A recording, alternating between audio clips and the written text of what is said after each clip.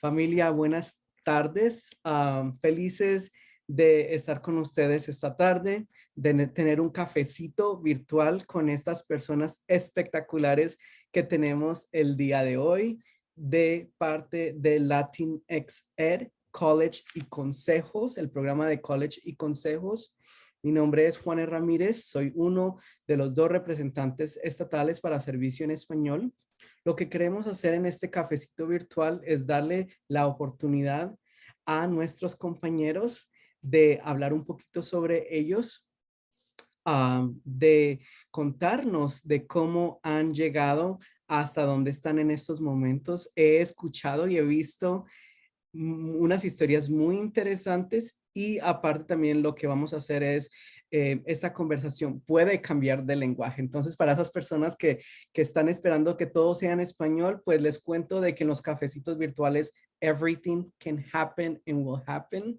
And that's actually, we're really excited that we're able to do that. So I don't know who would like to start. How about Lina? Lina, can you get us started about how are you first? How is everybody doing? How are you guys doing?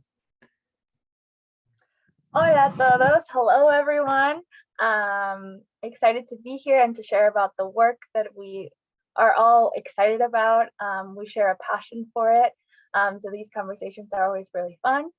Para cambiar un poco de español, mi nombre es Lina, soy una de las consejeras aquí con College y Consejos. Estamos en nuestro segundo año de nuestro programa, donde servimos a estudiantes de 11º y de 12º en Carolina del Norte. Y nuestra meta de nuestro programa es que los estudiantes que sean de primera generación o que igual y acaban de emigrar a Estados Unidos, que se sientan apoyados en el proceso de aplicar a la universidad, porque sabemos que puede ser confuso, aunque igual y tengan hermanos en la universidad, las cosas luego cambian de año a año. Entonces, para nosotros lo más importante es que la gente tenga toda la información posible para que tomen la mejor decisión para ellos mismos y también para sus familias. Y es algo que la verdad yo lo hago de corazón porque me relaciono mucho a esos estudiantes, porque mi historia se parece mucho a la historia de los estudiantes a los que servimos. Yo nací en México y me mudé a Estados Unidos cuando tenía 11 años y mis dos padres de familia empezaron a ir a la Universidad de México, pero nunca terminaron.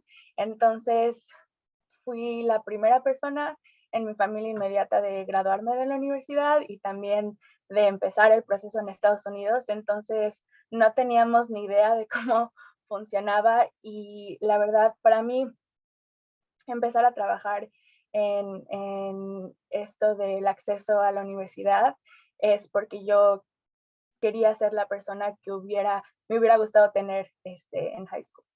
Entonces, un poquito sobre mi historia, nada más para contarles de cómo yo entré a ese trabajo y creo que mis compañeras tienen algo parecido, entonces las dejo que ellas compartan más sobre su historia. Te iba a decir, Lina, que escuché por ahí que tienes una maestría en antropología y que te gustan los shows de Broadway, o sea que tenemos muchas cosas en común porque a mí me encantan también los shows de Broadway. Cuéntanos un poquito, entonces, fuiste a ¿dónde hiciste tu pregrado y tu maestría? Cuéntanos un poquito sobre ese proceso escogiendo esas carreras.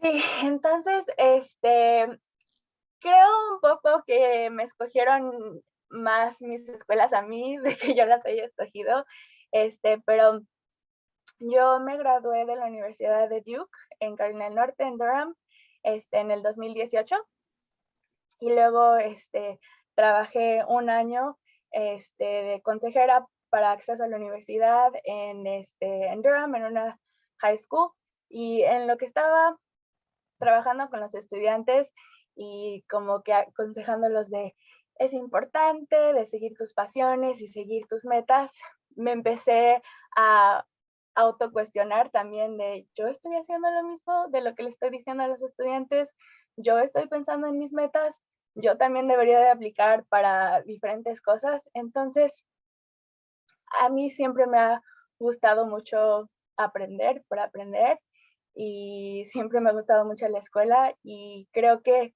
mi último año de la universidad por fin me sentía más cómoda en participar en las clases y como que por fin sabía qué es lo que quería hacer y qué es lo que me gustaba aprender y sentía que, ok, ya sé lo que tengo que hacer y ya se acabó la universidad.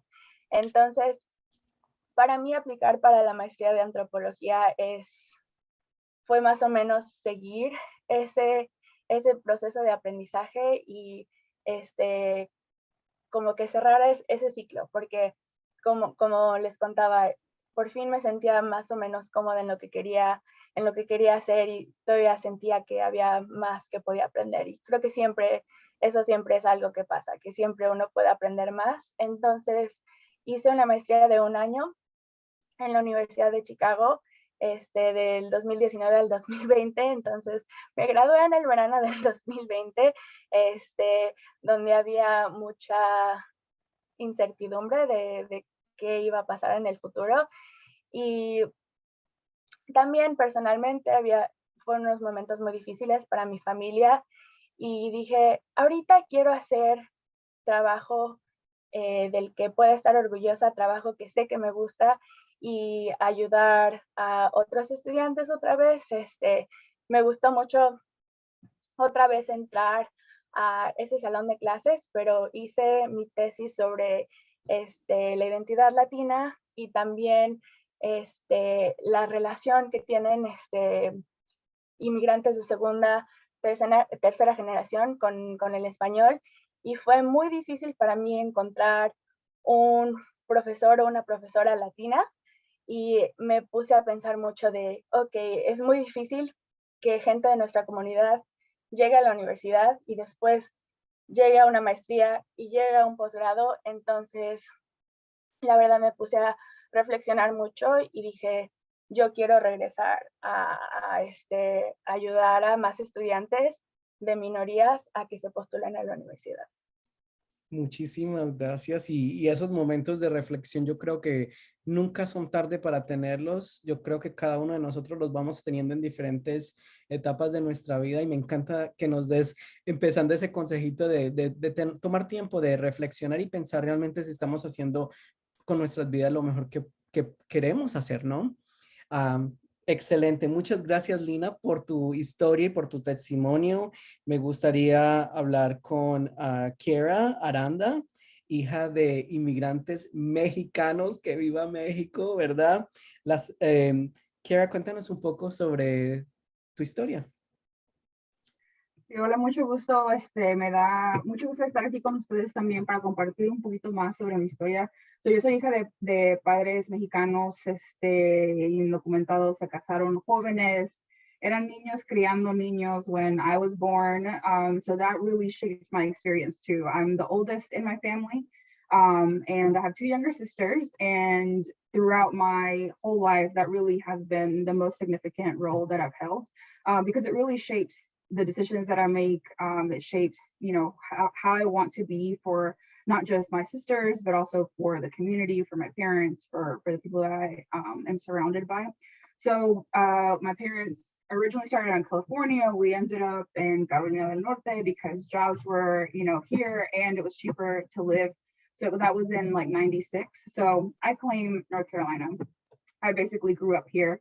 And I don't really have much memory of California. So I'm a North Carolina girl through and through, from the country, from Richmond County.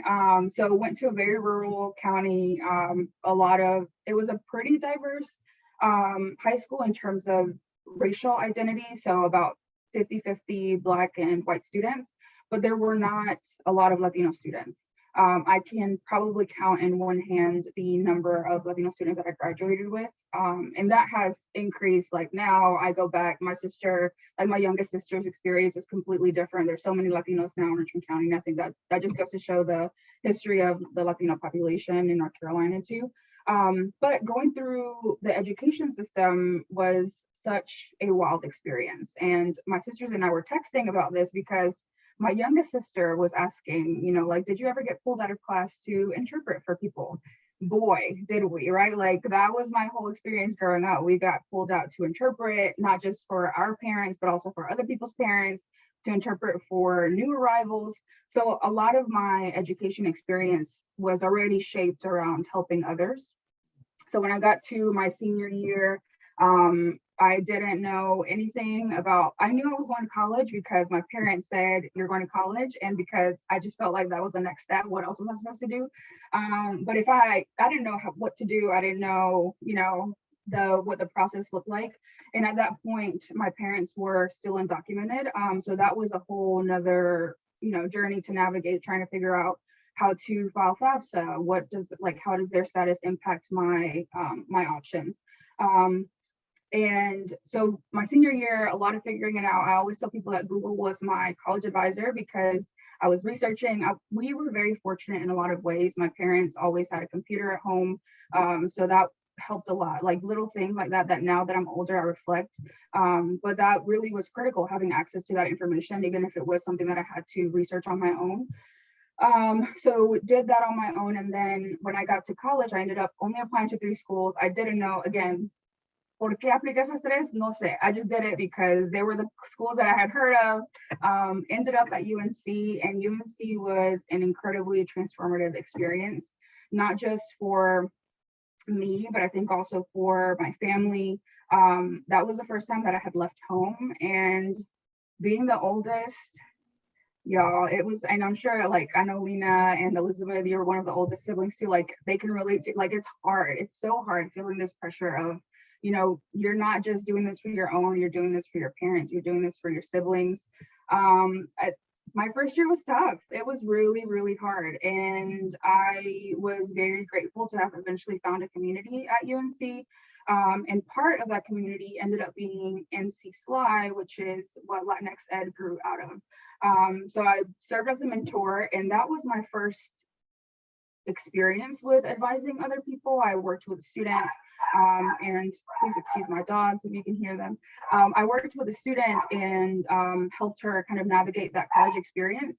And if you had asked me then what I wanted to do, it was law school. Education was not in any way, shape, or form a part of my goals.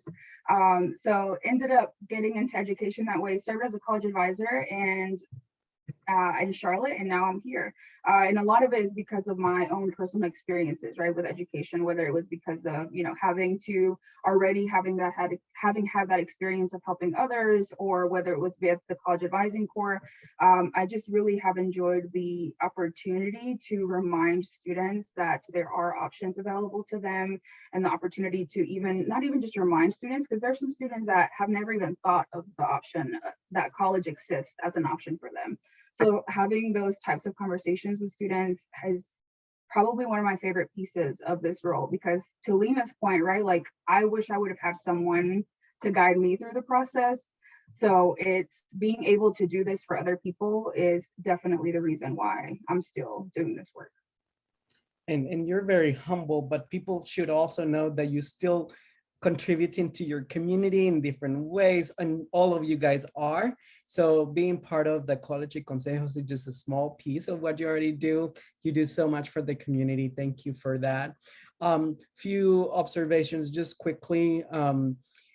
Just reminding our students and families that regardless of your situation, if you are affected by immigration, even as a US born, right? They are processes that can be difficult, but they can all be overcome, right? It's a challenge, but we can overcome any challenge. And I think that your story is a great example that even though you may have had those challenges, that here you are giving back to the community. So thank you for mentioning that. You also mentioned high expectations, and I think that we need to talk about this, because you mentioned something that I have always noticed, is that when parents give their children no choice, like, you're going to college, I don't know what that looks like, I don't know how to do it, but you're just gonna do it. I think it creates something in your mind that you don't know any better, right? And so having conversations about college early, talking about it since early age. I always say even creating a college savings account can be really great reminders that you are going to college. It might just not be for your school. It could be a community college. It could look different, but you are moving into that next step beyond high school. So I really appreciate that from your parents, and please thank them, because I feel like that gave you the little push, because you didn't know any better. You were going to college, I just didn't know where. And I think that's something that you guys have in common so far. And I love also that you said Google was my advisor, because there are so much information out there that we can do ourselves. And I think that is also part of the process, is learning a little bit on our own terms, and then having people like yourselves to kind of move us to the next level. So thank you so much for that testimony. And then we are moving into Elizabeth Herrera. Elizabeth, hola. Hola, mucho gusto. Mucho gusto. Sí, creo que mi historia es igual, un poquito de Kiera y un poquito de la consejera Lina. La única diferencia es que yo soy la tercera mayor de 10 hijos. Mis papás siempre querían una familia grande, entonces cuando se vinieron, también son de México, mis papás son de Guanajuato, México, y se vinieron a la edad de 20 años. Y siempre quisieron una familia grande, y la familia grande que tuvieron. Somos 10, yo soy la tercera mayor, y there's an age gap of 5 years between me and my oldest sibling. Entonces yo siempre digo que era la mayor. Y pero yo era la persona que mi mamá dependía. Yo le ayudaba a cocinar, le ayudaba a cuidar a los otros niños, me aseguraba que mis hermanos, mis hermanas hicieran su tarea, que tenían todo listo para el día siguiente que seguía. Entonces, yo no sabía, de verdad no sabía qué era el paso después de graduarme de la secundaria. I was like, I just got to get a graduation, y después no sé qué pasa. Y ya luego me di cuenta que estaba en las clases de honor, y me di cuenta que tenía alumnos en la clase que estaban aplicando para la universidad. Digo, pues, ¿qué es eso? ¿Cómo llegó allí? Y era la número 1 de mi clase, pero yo no sabía nada sobre la universidad. Entonces, eso también enseña el problema que tenemos en el sistema de las escuelas aquí en Estados Unidos, que I was valedictorian and I had no idea what college or university was, hasta que era tiempo de que ya tenía que estar aplicando. Gracias a Dios, apliqué a muchas escuelas pequeñas, recibí becas en unas, pero yo no sabía qué era UNC Chapel Hill. Solo sabía que mi maestra me dijo que tenía que aplicar. Llené la aplicación al último momento. Yo era una de esas estudiantes que dije, no lo voy a llenar. Y el último día antes que se tenía que entregar, la entregué, creo que 1 hora antes de que se terminara, que se cerrara la aplicación. Y yo recibí, era la última aplicación o letter of acceptance that I received. I received it in March. Y dije, pues qué bueno que me aceptaron, pero pues mis papás no van a poder pagarlo. Tienen 10 hijos, ¿cómo me van a mandar a una universidad? Pero gracias a Dios fue cuando me di cuenta de Covenant Scholarship, y con esa scholarship fue como yo pude llegar a UNC Chapel Hill. Me gradué de los 4 años, también ahí yo batallé demasiado. Muchas veces me pregunté por qué estaba allí. También mi mamá, I felt a lot of guilt leaving home because I was my mom's right-hand person. So I was like, how is she gonna do it without me? I'm the one that takes care of the house. I'm the one who takes care of my siblings. And that was a very hard choice of me finally putting myself or basically thinking of myself, because for my whole life I was thinking about my siblings, my parents. How can I help? And this was the first time that I did it for me, and it was the best choice. I mean, I really found I am the person I am now because of UNC, even though all the struggles that I did have. And I also found my community within NC SLY. I was a mentor, and then I was a Chatham coordinator, and then it so happened I joined the Carolina College Advising Corps después, and I worked in Chatham County for 2 years. So I graduated from a high school that was predominantly Black, and I was the only Latina in my honor classes. And then I went to work in a high school that was 60% Hispanic and Latinx in Siler City. And that to me was eye-opening. And like, mi mamá siempre me decía, like, practica tu español, que está todo mocho. And then when I started working in Siler City, todas las familias hablan español. Y fue la primera vez que me di cuenta de la importancia de aprender español, que seguir practicando mi español. No digo que mi español es perfecto, pero en ese momento fue cuando le di gracias, por lo menos me puedo tener una conversación con los papás de mis estudiantes, porque eso es bien importante. Y es algo, un mito que creo que tiene el sistema educativo de Estados Unidos, que los papás latinos no les importa la educación de sus hijos, pero sí les importa, pero tienen miedo, no saben cómo hablar con los maestros, con las consejeras. Y cuando miran que una persona se miran como ellos y hablan como ellos, they're all about it. They want to know, how can they help? How can they get involved? And that's when I realized the importance of having people that look like me, that's like, even if I speak Spanglish, the importance of having that representation in the education system. And thankfully I'm here and I'm still doing education. Como dijo Kiera, I never thought I would, you would have told me that I was going to end up in education. I would have laughed. But here I am, and I'm absolutely passionate and in love with my job. You guys have so many inspiring stories, and all of you guys have something in common, that you all did something during high school or during college to make a difference in somebody else's life. And through that, you realize your own mission in this life. All of you mentioned participating in the college advising corps, or you mentioned the after school program SLI. Let's talk a little bit about that, because I feel like our students don't necessarily recognize how powerful that point is. And all of you guys mentioned that you would not be doing anything else now that you know there's this need. What should we tell them about that?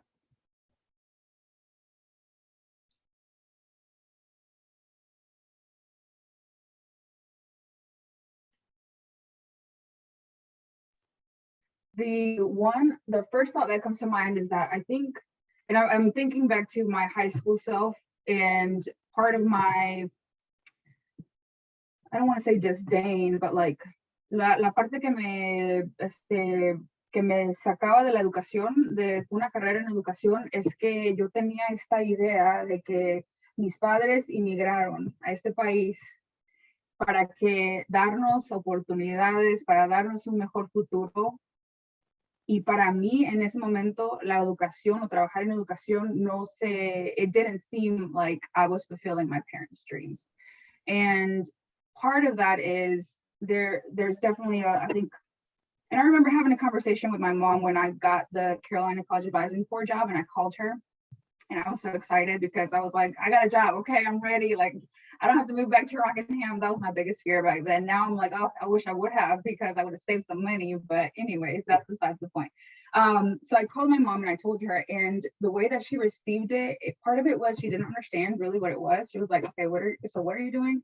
And then I told her my salary, and she was like, oh, okay, that's great, because it's a service position, right? And as y'all know, service positions unfortunately do not get paid as much.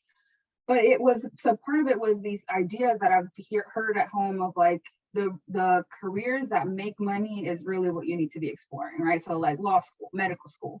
And I was not good in STEM, so that left me with one option, law school. But it wasn't really anything that I was interested in. So I think when I have conversations with students, one of the pieces that's important for me to always remind them is that, yes, fulfilling your parents, or like there is this pressure to fulfill your parents' dreams, but you have the privilege to choose whatever career, whatever aspiration, like whatever dream you have for yourself. That is not a privilege that our parents have had, unfortunately. And that is not to say that the careers or the fields that our parents are in are not worthy of recognition and are not, you know, worthwhile. But that is to say that our parents had to make decisions because they needed to earn money. They needed to have a job to feed their families, their kids. We have the privilege to be able to choose for something that, yes, makes money. I'm not telling people to like choose something that's not going to make money. If that's something that's important to them, I also acknowledge that. But we also have the privilege to do something that fulfills our passions and our dreams. And I think really making sure that they remember that as they're exploring options is really critical. And that education is a field, like Elizabeth mentioned, right? Seeing people who look like us, who talk like us, who have the same experience as us, that's powerful. And I think reminding our students that their experiences can be powerful in this space and can also allow you to fulfill your passions is always going to, you know, kind of just bring them back to like making sure that they realize that education is an option. At least that's, you know, what I wish I would have had that conversation when I was a high school student. So to the benefit of our audience, you have heard from the College y Consejos coaches, success coaches. These are incredible individuals with great stories that do that. They talk to students and families to guide them through these processes, to share their stories, to the struggles, to figure out how to do it. And so let's talk about College y Consejos. ¿Qué es College y Consejos?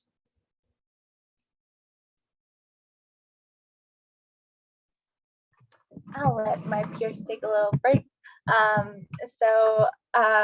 started mentioning this a little bit, but College y Consejos is an initiative from LatinxEd that supports 11th and 12th grade Latinx students in North Carolina with the mission of really supporting their goals, their dreams, whatever next steps look like for them.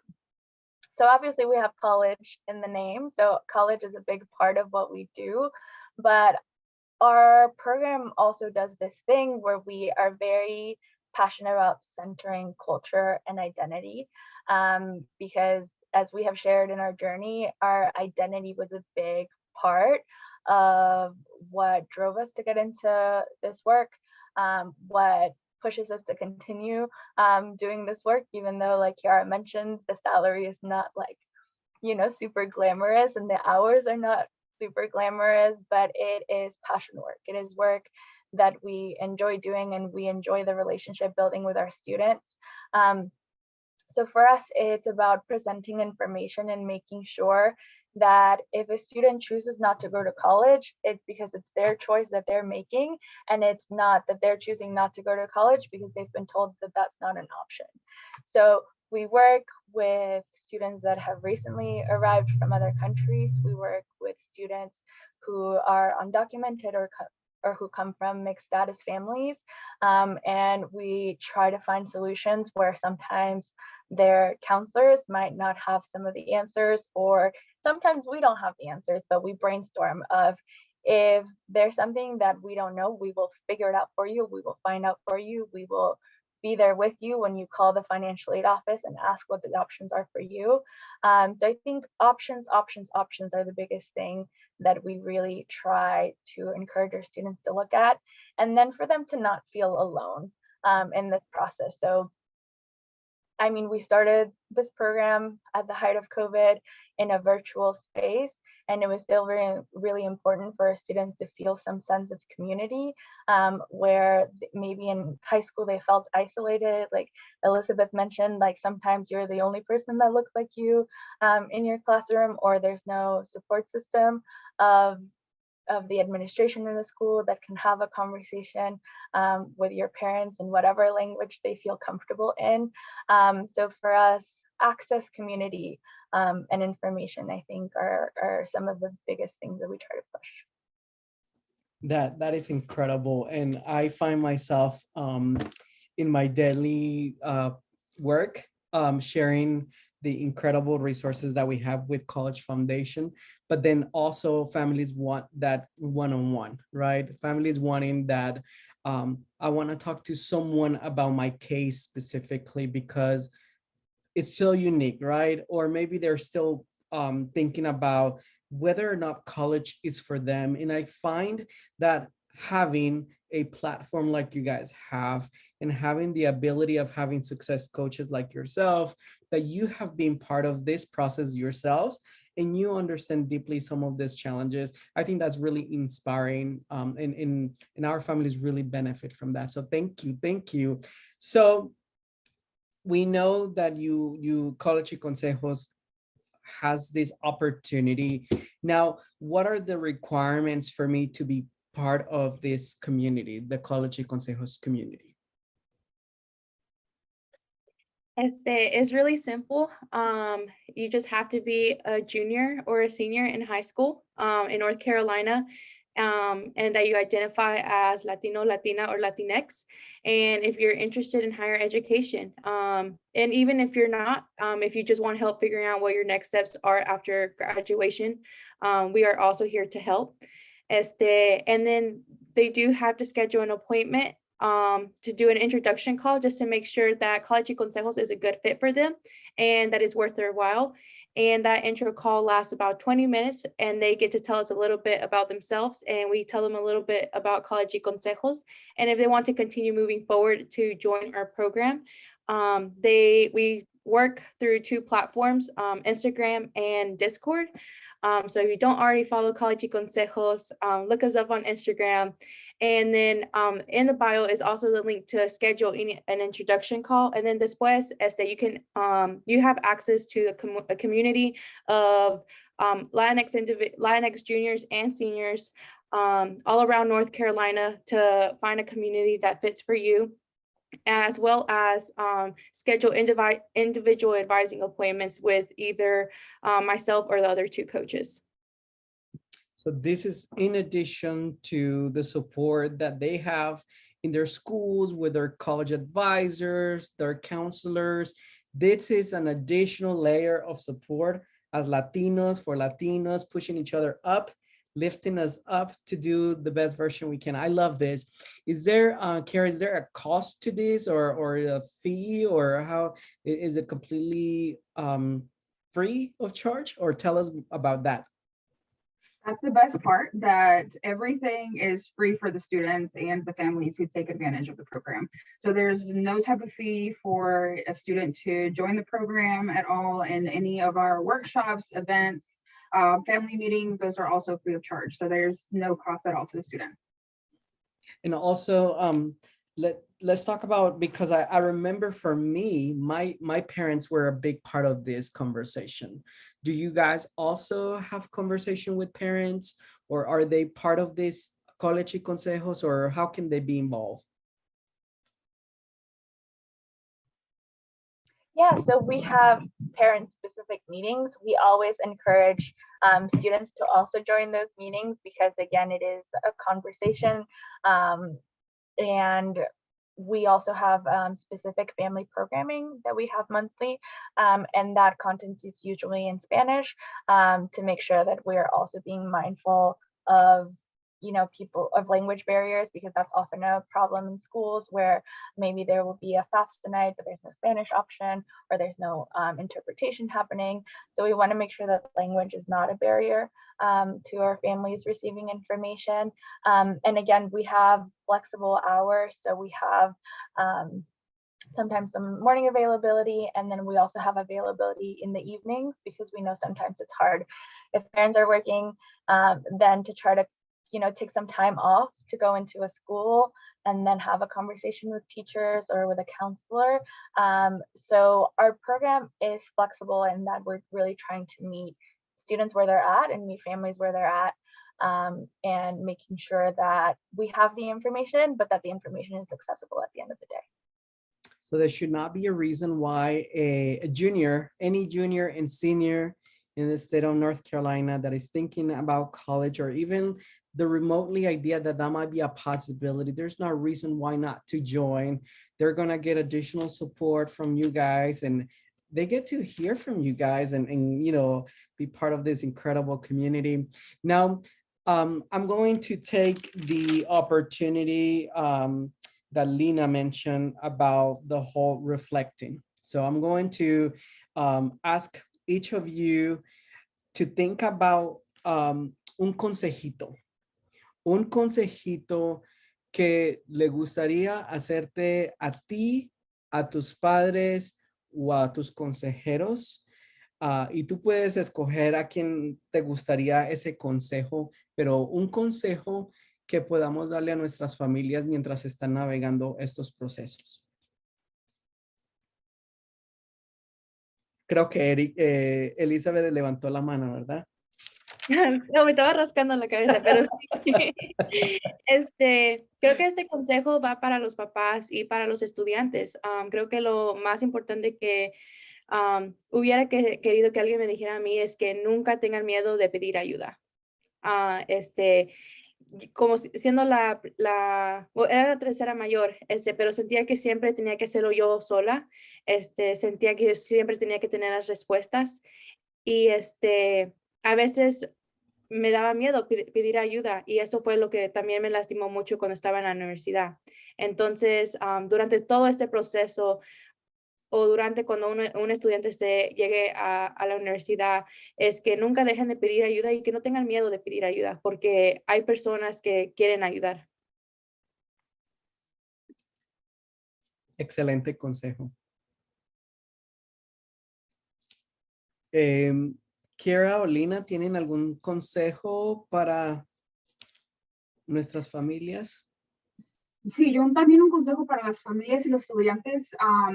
It's very easy when we are the first or when we are navigating spaces that are new to us to focus on the things that we don't have. Que no tengo esto, que no sé esto.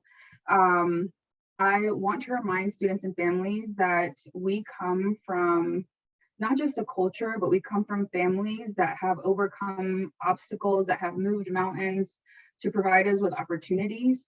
And that in and of itself is incredibly valuable. So que siempre recuerden de dónde vienen, que siempre recuerden de todo el apoyo que tienen, sea de los papás que, you know, and I think about my parents, they didn't know anything about the process, but boy, were they cheering me on. And that in and of itself was really the fire that kept me going throughout my own experience. So que recuerden que sí tienen a lot of skills, that you're bringing a lot to the table, and a reminder that do not ever allow yourself or anyone else to diminish that light or to diminish what you bring to the table.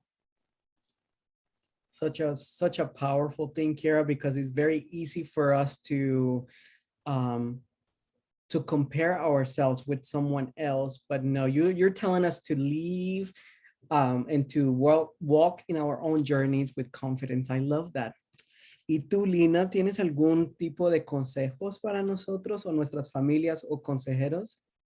Sí, pues mi consejo va más para los padres de familia y para los consejeros, de que escuchen a los estudiantes y los apoyen, porque creo que luego, like, as the support system, we try to do the reality check, and life will give you a reality check, you know? So at home and at school, like, that's where the support should be. Entonces, deberían de escuchar a los estudiantes y escuchar qué metas tienen, sin decir pero, decir, ok, ¿y cómo te puedo yo ayudar? ¿Cómo te puedo yo apoyar? Porque sobre todo aplicando a la universidad, uno nunca sabe qué escuelas van a decir que sí, nunca sabe qué becas van a decir que sí. Entonces, creo que un poco de donde estaba hablando Kiara, de ver lo positivo, también puede uno estar en el lado de que, ¿por qué no me dirían a mí que sí? Entonces, luego, creer en uno mismo puede ser muy difícil, y creo que aplicado en la universidad luego es un proceso muy emocional. Escribir esos ensayos personales, que uno tenga que enfrentar muchas cosas que nos dan miedo. Entonces, por favor, si son parte del sistema de apoyo de los estudiantes, en verdad, ser ese sistema de apoyo, porque como les decía, luego la vida te dice que no, luego otras cosas te dicen que no. Entonces, siendo alguien cercano a los estudiantes, ustedes díganles que sí. Y nunca sabe, porque la vida también puede decir que sí. Entonces, tomar esos chances de ver qué es lo que puede pasar, porque si un estudiante aplica a una universidad que igual es muy competitiva, pues le pueden decir que no y se queda igual porque de todas formas estaba pensando que no iba a ir ahí, pero igual y les pueden decir que sí. O aplicar una beca muy competitiva y decir, pues no me van a dar los $5,000, pero igual y me dan 3,000 y esos fueron $3,000 a los que no iba a aplicar. Entonces, tomar esas oportunidades y echarle porras a los estudiantes para que tomen esas oportunidades sin tener miedo. O que tengan miedo, pero que lo hagan de todas formas. Así es. Nosotros en el College Foundation pues les echamos porras a ustedes por el gran trabajo que hacen, por lo increíble que ustedes son individualmente y colectivamente uniendo sus fuerzas para mejorar el estado de la educación y promover la educación. Para mí me inspiro mucho escuchándolos y sabiendo que nuestros estudiantes están en tan buenas manos. Algo que no hemos dicho que necesitamos decir.